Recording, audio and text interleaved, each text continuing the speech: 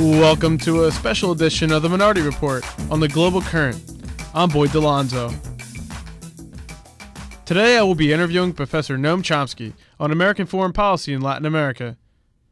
Noam Chomsky is a professor of linguistics at the Massachusetts Institute of Technology. The New York Times calls him arguably the most important intellectual alive today. He has revolutionized the field of linguistics and is also known throughout the world for his many books on American foreign policy and international affairs, the latest being Hegemony or Survival and Failed States. Professor Chomsky, welcome to the Global Current. Glad to be with you. The first question I'd like to ask you is what has been the traditional historical relationship between the United States and Latin America, beginning with the Monroe Doctrine in 1823? Well, the Monroe Doctrine was more a hope for the future than a present reality at the time. It basically declared that this hemisphere was to be dominated by the United States.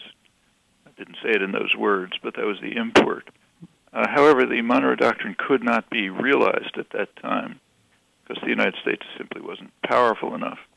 So if we go back to that date, say the 1820s, when the Monroe Doctrine was enunciated, the first major foreign policy issue for the United States was arising, namely Cuba.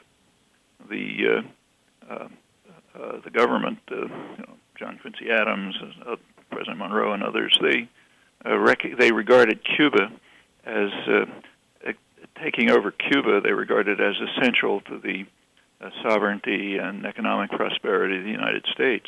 However, they recognized that they couldn't do it because there was a deterrent, namely the British fleet, which was just too powerful. So John Quincy Adams, who was the main grand strategist, pointed out that they should just wait. Sooner or later, Cuba will fall into our hands the way a ripe fruit falls from the tree by what he called the laws of political gravitation, meaning we'll get stronger, Britain will get weaker, and we'll be able to pluck it, which indeed happened in 1898. The United States intervened. Here it's called to liberate Cuba from Spain. In fact, it was to prevent the liberation of Cuba from Spain. It turned it into a virtual colony. And the same extended throughout the hemisphere. So Woodrow Wilson was able to basically kick the British out of Venezuela.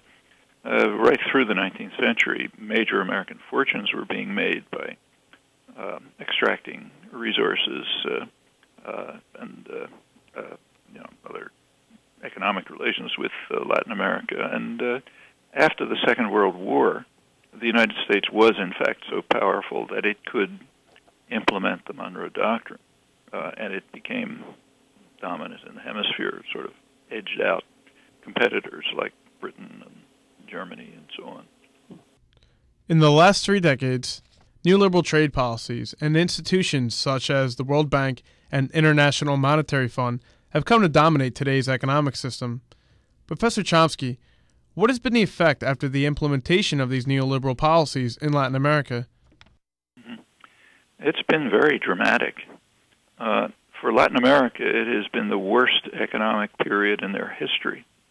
If you compare the 25 years before the neoliberal policies with the 25 years that followed, so you break up the post-war period into two halves, there's a very sharp decline in just about every macroeconomic and social indicator during the neoliberal period. So sharp decline in the rate of growth, rate of productivity, almost everything. And that's been characteristic around the world.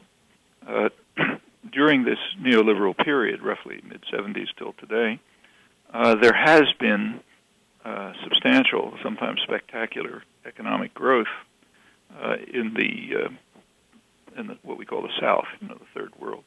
But it's been in the countries that disregarded the rules. So East Asia did have very sharp, spectacular, in fact, economic growth, but they largely ignored the neoliberal rules. The regions that followed the rules of what was called the Washington Consensus, the IMF and the World Bank, when they followed them strictly, it has been almost invariably disastrous. Latin America is a case, sub-Saharan Africa is another.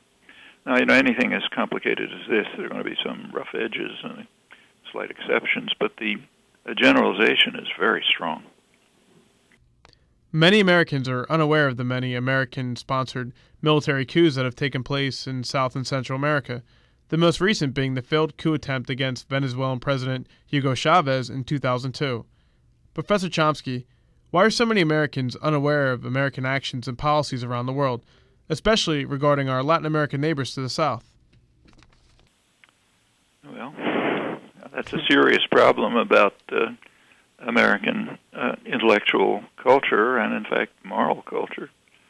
So, for example, happens that right in front of me I have to illustrate this, I have a painting given to me by a Jesuit priest about 15 years ago. It's a depiction of an artistic depiction of El Salvador in the 1980s, not ancient history. The figure dominating the painting is the angel of death. On one side is a portrayal of Archbishop Romero, who was assassinated while reading Mass in 1980 by state terrorist forces linked to the United States. Then over the rest of the painting are the portrayals of the six Latin American intellectuals, Jesuit priests, who had their brains blown out in 1989 by a U.S.-trained, U.S. armed elite battalion, and their housekeeper and daughter, who also were murdered. And that frames this decade of state terror in El Salvador. Maybe 70,000 people slaughtered, roughly the same as Bosnian Muslims, every kind of terror you can think of, and torture and so on. Well, that painting's been there for maybe 15 years. Almost everybody from south of the Rio Grande knows what it is. Almost nobody from north of the Rio Grande knows what it is. And that tells you something about the level, our cultural level, both intellectual and moral, because we're responsible for that.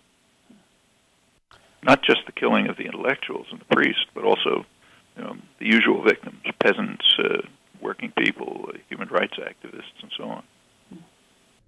Many experts say that the Bush administration's preoccupation with the war on terror and the war in Iraq has made the administration take its eye off the ball in Latin America, and this in turn is partially responsible for the recent elections of leftist political leaders in countries like Venezuela, Bolivia, Ecuador, and Nicaragua.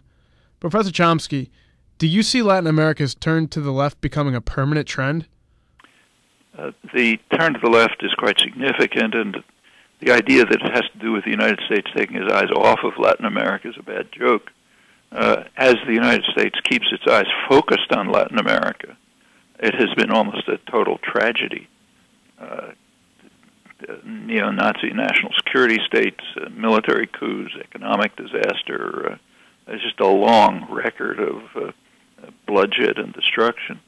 That's why there's a famous saying in Mexico that poor Mexico, it's so far from God and so close to the United States. That's true all through the continent. Again, there's little variation here and there, but it's overwhelmingly true. The trend, what's called the trend to the left, is a very significant development. I mean, Latin America has been sort of disintegrated in two respects since the Spanish colonization 500 years ago. The countries have been separated from one another, so that each of them is has been linked to some European power or the United States, but not to each other. Furthermore, internally, they're disaggregated. There's a small elite, mostly white, which is extremely wealthy, and there's a huge mass of very impoverished people, largely black, Indian, mestizo, and so on. It's very striking, has some of the worst inequality in the world.